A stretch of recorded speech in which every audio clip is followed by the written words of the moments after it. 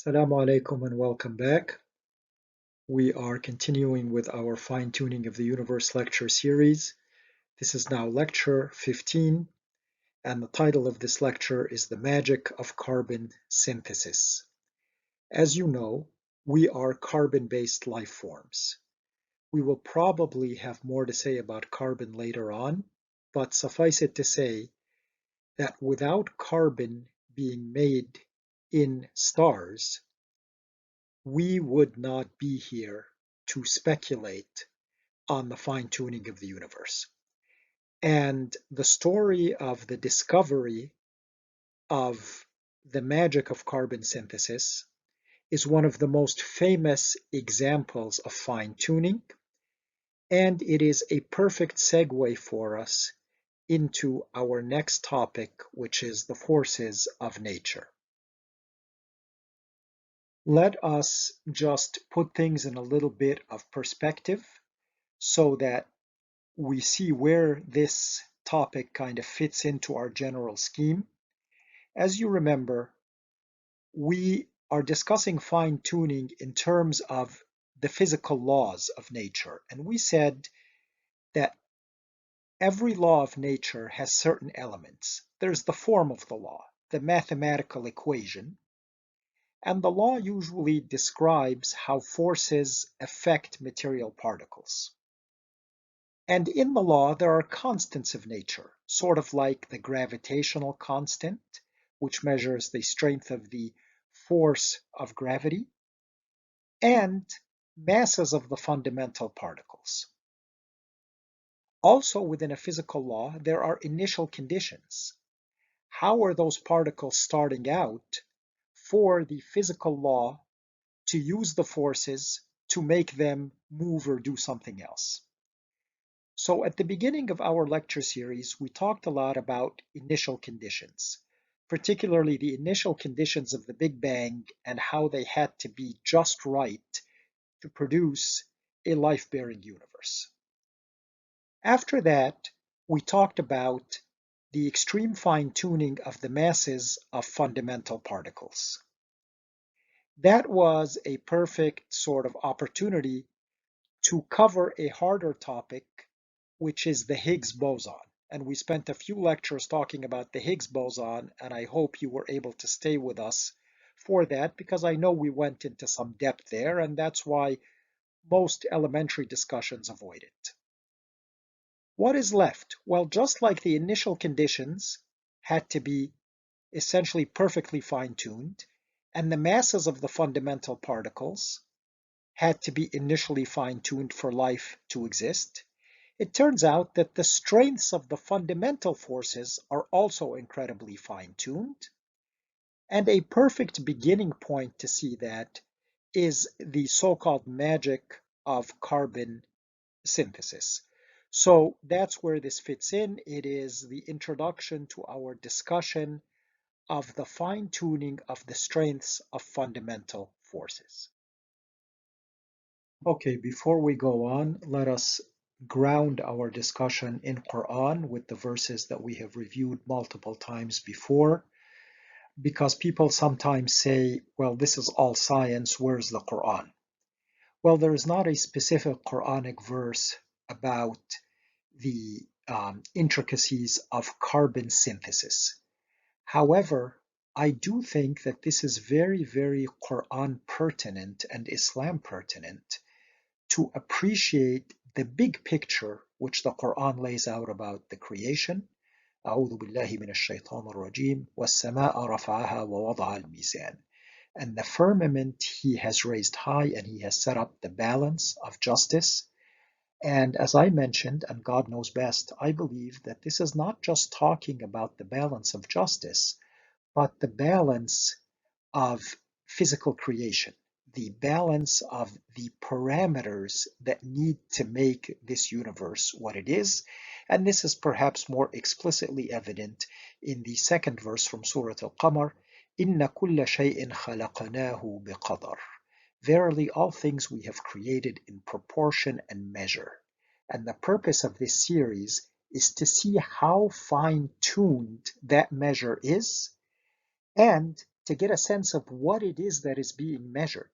The strength of gravity, the rate of expansion of the early universe, the mass of the quark, up quark versus down quark, etc. All of these are the various parameters, and the fine-tuning of the universe really underscores that these things have been created um, in exquisite measure, and without that exquisite measure, we would not exist. And so this is how this sort of material is Quran relevant, even when there is not a specific verse, the way there are verses, for example, about embryology. I do think that Muslims in general, or maybe that's too broad, Muslims who have some interest in science more specifically, can really feel that this material is relevant to our Quranic understanding. And I know for myself, it makes me appreciate these verses in a very different way, rather than just as a gestalt or a very general statement, knowing the specifics, at least some of the specifics. We as humans, of course, are very limited in our knowledge, but knowing some of the specifics of what is being measured and precisely how delicate the proportion and the measure are, I know gives me a different flavor of these verses, and I hope it does the same for you. Okay, so as I said, we are now moving into the area of the delicate balance and the fine-tuning of the fundamental forces that we know about in the universe. When we talked about the Standard Model, of course, we spent most of the time talking about the masses of the fundamental particles like the up quark, down quark, and the electron. But when we got to talking about the Higgs boson, we certainly touched on the particles that are the force carriers. And in that discussion, we did get to mention that there's a strong nuclear force, an electromagnetic force, a weak nuclear force. And the strength of these forces, and what is missing from here, of course, is gravitation. And we talked a little bit about that, obviously, when we talked about the initial conditions of the Big Bang. But these are the four fundamental forces of nature. Here they are in a different diagram, perhaps a little bit easier to kind of tease them apart. The strong force, which binds the nucleus, the electromagnetic force, which binds atoms together, and so that is the force that binds the electrons to the nucleus, and it is the force that underlies chemical bonds. Two hydrogens joining an oxygen to make water, that is the electromagnetic force. So it binds atoms and molecules. The weak nuclear force, which is involved in radioactive decay, and of course, the gravitational force. So those are the four fundamental forces of nature, and it turns out that, of course, we don't govern how strong these forces are. We don't govern how strongly two 1 kilogram masses 1 meter apart attract each other. That is the fundamental gravitational force built into the universe. We don't govern how strongly one proton attracts an electron. That is the electromagnetic force. This is woven into the fabric of the universe. And the strength of these fundamental forces turns out to be truly fine-tuned as well. And we will begin our journey um, in this fine-tuning arena with a very, very specific and focused application that we will come to next, inshallah. Okay, so with that prelude, let's talk a little bit about the magic of carbon synthesis. So, carbon is essential. All of life on our planet is carbon-based. Carbon is the backbone of life. And carbon is made in stars. It is part of so-called stellar nucleosynthesis. And when these stars explode via supernova or supernovae, carbon, oxygen, and other heavier elements spill out into the interstellar dust, and then these become part of things like our planet Earth and get incorporated into life. So no carbon, no life as we know it. And it turns out that the synthesis of carbon in stars is a very complex and delicate process. We've already talked about how stars have basically hydrogen, burn hydrogen to helium. And so helium is made in stars and was also made in the Big Bang, such that it is helium-4, means it has 4 nucleons. Every helium atom has 2 protons and 2 neutrons. Now, carbon is carbon-12 mostly. It is the common isotope of carbon. And if you were to count, it has 6 protons and 6 neutrons. So we can see that if we were to take 3 helium atoms, they would give us precisely the right number of nucleons to make a carbon-12 atom. 2 protons, 2 neutrons, 2 protons, 2 neutrons, 2 protons, 2 neutrons give us the 6 protons and 6 neutrons of carbon. So a physicist and astronomer named Fred Hoyle, he was at the Institute of Astronomy at Cambridge University for most of his career. He sort of put this together. How does this work? Well, in stars, first 2 helium atoms join together to form beryllium-8. As you can see, beryllium-8 will then have 4 protons and 4 neutrons. And then if this beryllium-8 is joined by another helium atom, it will make carbon-12. So that seems like, well, conceptually pretty simple. 2 helium atoms get together, form a beryllium atom, and then the beryllium gets hit by another helium atom, joins with that, and makes carbon. But beryllium-8 survives for only 10 to the minus 17th seconds. So that is just a little bit longer than a millionth of a millionth of a millionth of a second. Extremely short-lived. When calculations were done to see, does it make sense that something this short-lived, would there be enough time for this to hang around, get hit by a helium atom, make carbon to produce the carbon that we see? And Fred Hoyle realized that no, for carbon to exist in the amounts that we see it and produce life, there had to be some special conditions to facilitate this sort of reaction happening. The odds of 3 helium atoms colliding together in the same space at the same time to immediately make a carbon-12 are totally negligible. That would be almost physically impossible. The root is 2 helium atoms collide, make a beryllium, and the beryllium collides with another helium to make a carbon. But without some special, say, inducements to this reaction to make it go fast and efficiently, it also would be too unlikely to make enough carbon. So what is this sort of special inducement that Fred Hoyle deduced? What did he think of? How would this work? Since 3 helium atoms colliding to make a carbon-12 is out of the question, he figured it has to be 2 heliums making a beryllium, the beryllium joining with helium to make a carbon, but there has to be some special facilitation of this reaction to make the amount of carbon that we see. Okay, so this boost that we're talking about has to do with a concept known as nuclear energy levels. Here's a diagram of the energy levels of nickel, a nickel nucleus.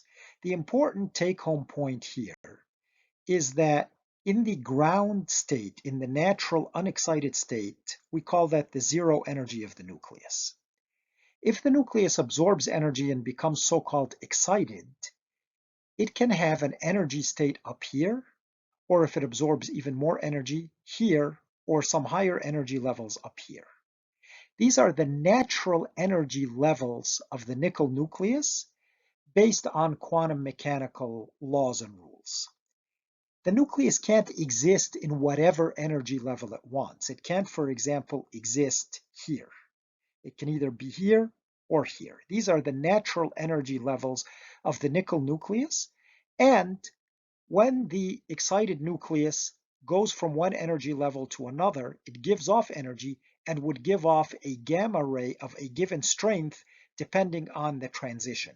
So a transition from level 4 plus to 2 plus will give us this gamma ray. A transition from here to the ground state would give us a gamma ray of this strength, and so on. The take-home point is that nuclei, by the laws of quantum mechanics, have only certain set natural energy levels in which they can exist. They cannot exist in whatever energy level they want. This is an illustration of that principle in nickel, but that principle applies to any and all nuclei, and each nucleus would have its own natural energy levels. They would not have the same energy levels as the nickel nucleus, for example. So that is the take-home point. Nuclei have natural energy levels. Okay, so now that we have talked about the notion of nuclei having well-defined natural energy levels that differ from nucleus to nucleus, we want to now talk about this idea of resonance. What does that mean? Well, when we were looking at the notion that a helium nucleus can join a beryllium nucleus to make a carbon, we said that left to its own, that would proceed too slowly. It needs a special boost because maybe the nuclei would just bounce off each other. Why would they stick together to make a new element? And so it turns out that if we have two nuclei coming together, they each have their own natural energy levels. Then they have some kinetic energy of motion. And when they hit each other, if when you add up all of these energies, they are close to, but not above, but not greater than, a natural energy level of the compound nucleus, that reaction will proceed quickly. So let's say I have a beryllium nucleus, which has its energy levels, and a helium nucleus, which has its own natural energy level. They come at each other with some kinetic energy of motion. Why kinetic energy of motion? Because they're, for example, in the core of a star. It's very hot, and so they're moving quickly. And they smash into each other. If that total energy is close to a natural energy level of what would be the compound nucleus, that creates a phenomena called resonance, and that can boost this reaction rate many, many, many times from what it would be, close to maybe even 1,000 times, what it would be without this phenomena of resonance, without this target nucleus having a natural energy level close to the combined energies. If the combined energies are above the natural energy level, then that reaction will not go. It cannot be facilitated or boosted. So for resonance to take place, the combined energies have to be at or a little bit below a natural energy level of the target compound nucleus. And this phenomena of resonance, you can understand it, for example, let's say a child is swinging on a swing and they're going at whatever rate it is, their natural frequency of swinging. If you want to make them swing faster, you actually have to time your pushes to their natural frequency. If you are pushing at a completely different rate than what they were swinging at, they won't swing faster, they'll actually come to a stop. So when you push them at the same rate at which they're going, you give them a force every time they come back to the apex of their swing, and you're pushing at the same rate as their swing, that is resonance. That boosts how quickly and how far they swing. So just, to give us an analogy that we're familiar with. So based on these considerations and his calculations, Fred Hoyle, who happened to be visiting Caltech from Cambridge, did some calculations and figured carbon would have to have a natural energy level at 7.65 mega electron volts for resonance to take place. If beryllium and helium were to combine to make the amount of carbon we see, that would require resonance to boost that reaction rate, and that would mean, based on Hoyle's quantum mechanical calculations, that carbon would need to have a natural energy level at 7.65 mega electron volts. Well, that's great. The only problem is that the resonance level of carbon had already been mapped, and there was no natural energy level at 7.65 mega electron volts. Hoyle went to a friend of his at Caltech named Willie Fowler, and he convinced Willie Fowler that by calculation this had to exist. Initially, Willie Fowler, the story goes, was a bit resistant, but he was finally convinced that, okay, let's get everybody together, let's get all the equipment, let's get all the people, let us start from the ground up and remeasure the nuclear energy levels of carbon-12. And lo and behold, it turned out that carbon-12 had a natural nuclear energy level at 7.656 mega electron volts, precisely where Hoyle had calculated. So the only way that there is enough carbon to support life here on Earth, to have a universe capable of producing us carbon-based life forms, and by us I don't just mean humans, I mean life on Earth, carbon needed a natural energy level at 7.65 mega electron volts. It turned out to have it, hitherto undiscovered until Hoyle's theoretical calculations, so that this phenomena of resonance could exist and facilitate and boost beryllium-8 joining helium-4 to make carbon-12. So that is the story of the magic of carbon synthesis. Now, to put things in some perspective, what happens if when we add the energy levels of two nuclei plus their kinetic energy, it is not near a natural energy level of what would be their compound nucleus, or if the energy is above the natural energy levels, then they do not stick together to make that compound nucleus. They may stick together momentarily, but then they will immediately be spit back out, and we would not be able to make a stable compound nucleus. And so it turns out that these energies of beryllium-8 and helium-4, plus the kinetic energy they have from floating around or moving around quickly in a hot star, are near a natural energy level for carbon-12. And this is what happens if things are not near a natural energy level, just to contrast it with the previous diagram. And so this was how Hoyle discovered the needed resonance in carbon-12. And this is indeed a phenomena of fine tuning. But the story doesn't end there, because we can ask, well, great, but then now that I've made carbon-12, why don't I just grab another helium nucleus, or another helium nucleus can bump into carbon-12? Well, what would that make? That would make oxygen-16, the form of oxygen that we know. So why is it that carbon sticks around in stars, enough carbon to subtend life? Why doesn't the same process that made carbon from beryllium and helium make oxygen from carbon and helium and then all of the carbon would simply be used up because it would go into making oxygen. And this is actually another miracle of fine-tuning, because it turns out that that reaction, if this were carbon-12 and this were another helium nucleus, it is not resonant. It cannot make oxygen quickly.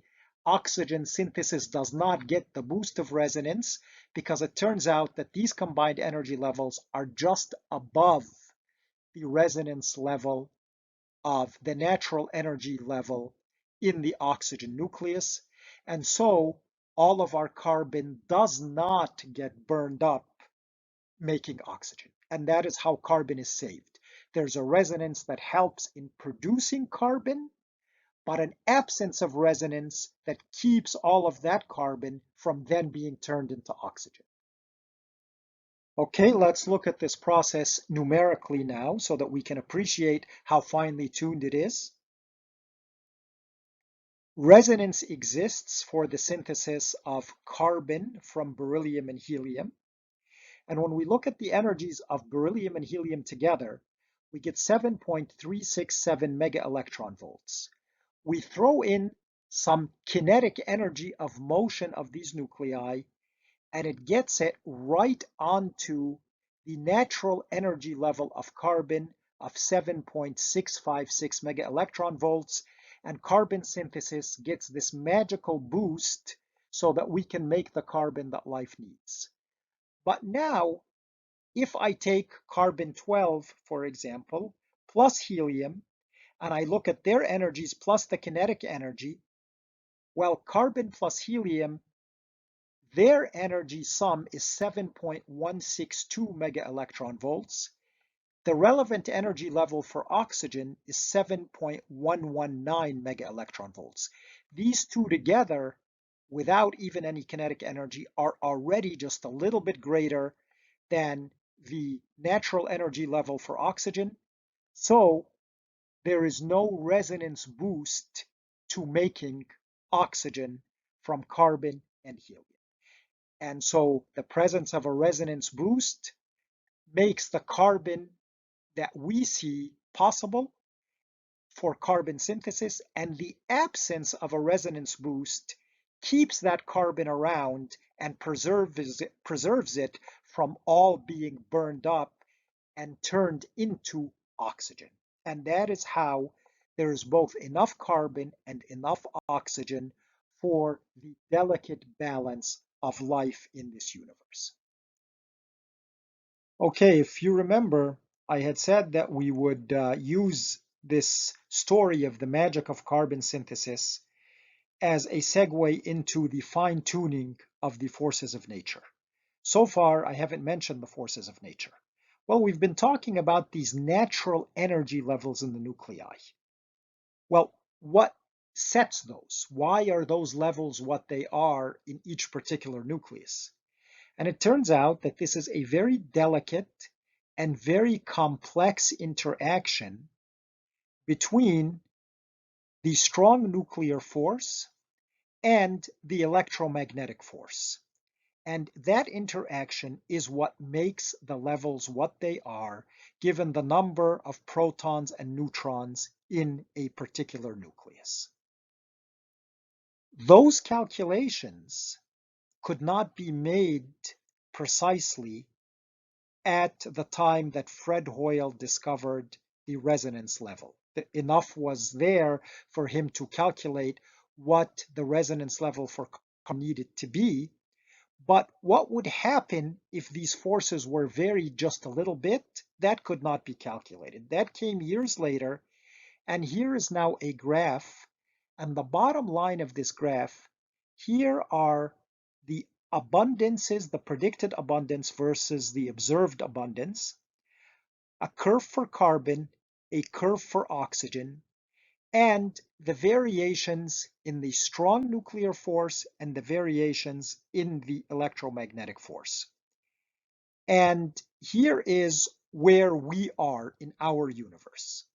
And the bottom line, so that we don't have to spend a lot of time on this graph, is that if the strong nuclear force were to vary by just 0.4%, 0.2% above or 2% below, or if the electromagnetic force were to vary by just 4%, 2% below or 2% above, either we would have a universe that was essentially all carbon or a universe that was essentially all oxygen, but we would not have the balance required for life that we do have. This is a perfect example of fine-tuning of the forces of the universe with a very, very small tolerance of variation. And remember, these forces can vary on the order of millions and millions and millions of times what they are. So the strong nuclear force is much, much, much stronger than the electromagnetic force by many orders of magnitude. So when we say that there's a tolerance of 0.4% or 4%, that is an amazing amount of fine-tuning, given that we have no idea why the electromagnetic force is not a million times stronger than what it currently is. We just measure what it is as part of the fabric of nature. And this is what led John Gribbin and Martin Rees. And Martin Rees also was director of the Institute of Astronomy at Cambridge University for many years, world-famous astrophysicist, to make this statement, that this combination of coincidences, just right for the resonance and carbon-12, just wrong for oxygen-16, is indeed remarkable. There is no better evidence to support the argument that the universe has been designed for our benefit, tailor-made for man. So this is why we study this stuff. For those who get bored that we go into this sort of detail, I don't think we can appreciate a statement like this unless we go into the detail.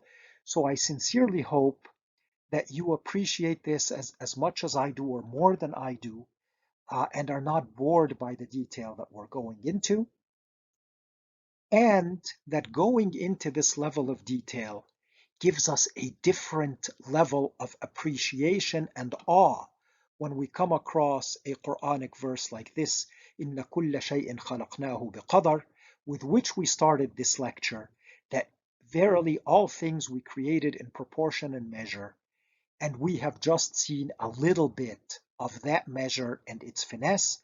And I hope that we looked at this verse at the beginning of the lecture, we've now looked at it at the end of the lecture. I do hope that there is now a little bit more awe and a little bit more appreciation of what this means, and we have looked at only one very, very tiny sliver of this proportion and this measure. Take care, God bless, and hopefully, inshallah, you will join us for the next lecture, where we will dig deeper now into the fine-tuning of the forces of nature. Assalamu alaikum.